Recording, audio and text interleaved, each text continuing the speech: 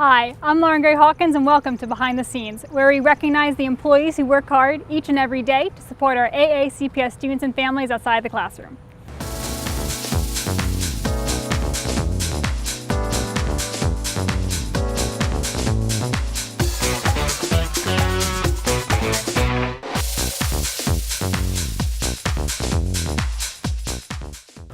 Well, clubs are where you make new friends and you can get a group of buddies and you can have a really great time with them and just have a good life.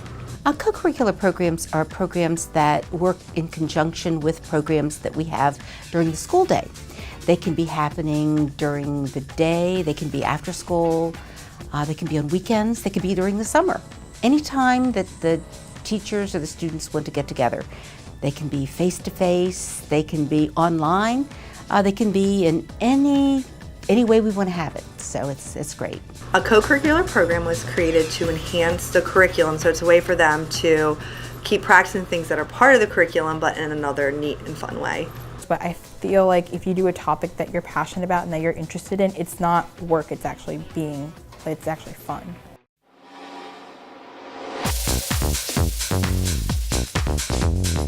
It's important to have different clubs because some people might be better at one thing than another. We have 3 different categories of those. We have the adjunct programs that work with outside organizations. That could be the Naval Academy, that could also be the community colleges. We also have competitions that would be like Seaperch underwater robotics, and it could be the 24 game. In addition, we have clubs and activities. It's important to have a wide range so that everyone has can do what they want to do and they can exceed at what they want to.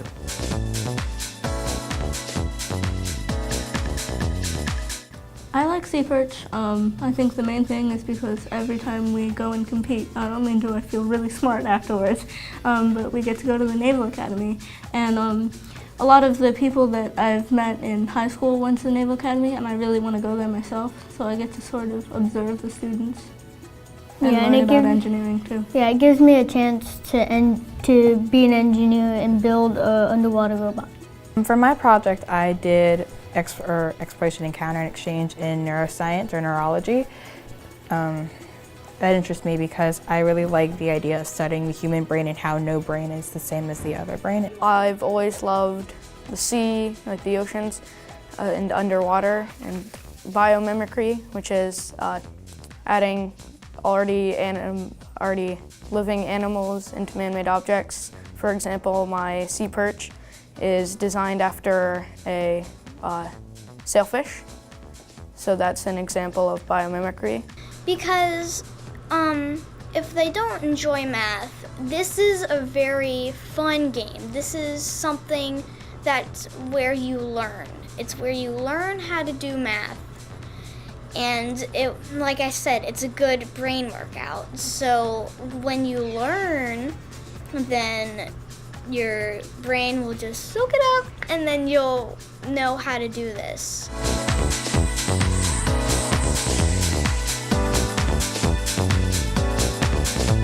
It makes you feel like you're not left out. It makes you feel like you're a part of something and you're doing something really good that will help you with all of your skills, or maybe just like focus on one.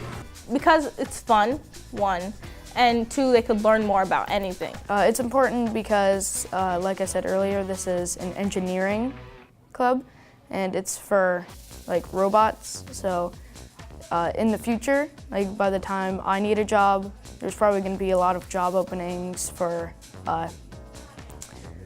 robotics, and also because it's good to have underwater robotics because we haven't explored much of the ocean, so if I'm an adult and I make a really good ROV, then more of the ocean can be revealed. Because maybe in the classroom they're not the strongest with an assessment, maybe they're not the strongest with the classwork or content, but this is a way for them to really shine and really engage them in their learning and give them something to motivate them to go and move back into the classroom and say, okay, I just completed a robot from scratch. I can handle this activity. I have kind of the encouragement that I can do this.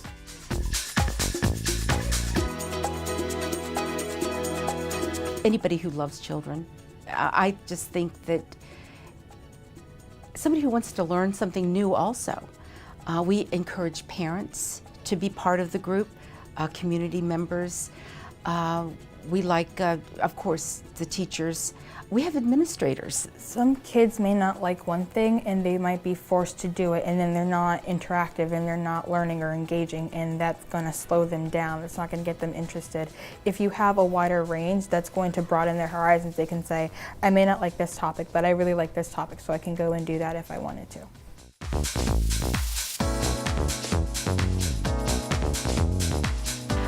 We're opening the doors for a lot of students, and it's amazing how many times that a child will say, well, I didn't know I could do that. I didn't know I liked this. I didn't know I could do these things. So I think it's just a nice feeling that I have where we can let students move from one place to another and actually give their teachers an opportunity to let the students be successful and let the students shine. I just think it's a wonderful job. It's the best job anybody could have. The fact that you have a bunch of clubs means you have a bigger variety of what you can choose.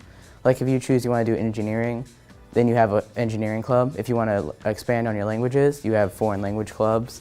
If you want to get better at something, you can join that club.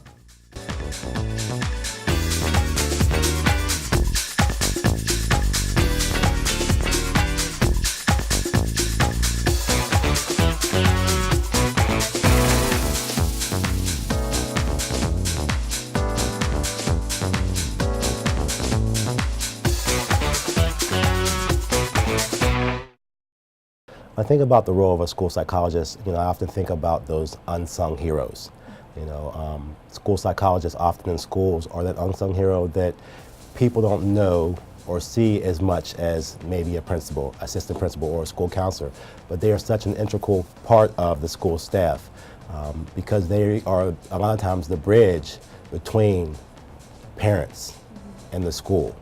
They're often the bridge between different community partners and the school. So it's such an important role, and they need more light shined on that position. The role of the school psychologist is to help support the student services team by providing services to students with the individual education plans.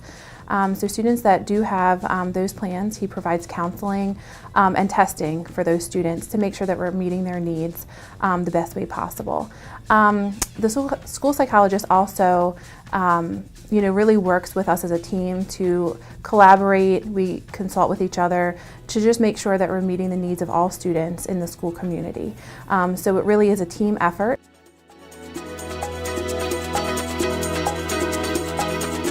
On a daily, hour-to-hour basis, I've had the pleasure of working with some excellent psychologists. And sometimes one student can take so much time, but that's okay. Other times we will just go over a caseload and we'll consult and we'll go back and forth. Sometimes we get stuck working with a family or a student, and we come to each other and we will share with them, I'm stuck. Where should I go with this? And together, we're both mental health professionals, and we're really the only mental health professionals within a school. Our roles really do cross over each other, on a day-to-day basis, because we're all here to help the students, and we do that in any way that we can. So it's kind of like a village, it takes a village atmosphere here. So without the school psychologist, I feel like we would really be at a loss.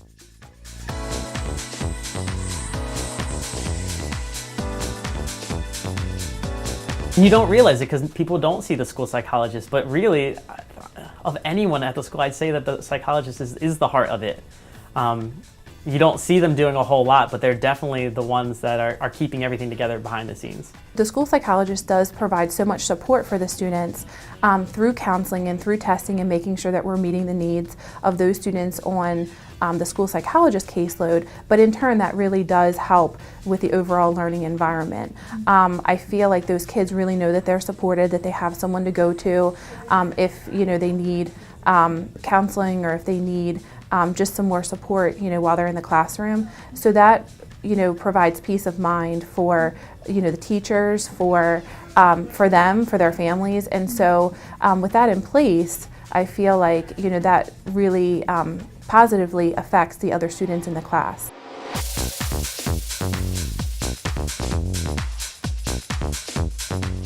I think a lot of times, much like the psychologist helps the teacher to understand each individual student better, what makes them tick, what they need from the teacher, the same thing goes with parents, because parents have even less training than the teachers do, and they don't often understand, my kid is ADHD, what does that mean?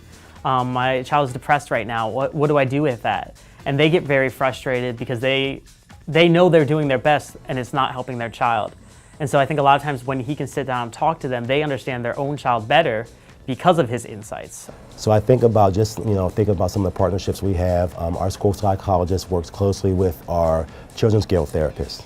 And so a lot of times the school psychologist will meet with families and parents and say, well, I know we have this resource here where you can work with our therapist from the Children's Guild, or she'll say, we have also a partnership with Family Preservation.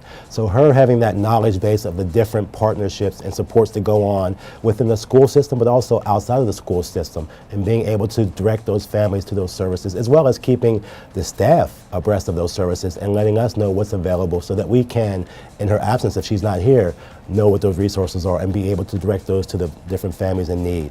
And she works, again, with not just with working with our students, but also with our families and our parents, because if we can better serve our parents, then they can better serve their children, and it's a win-win situation.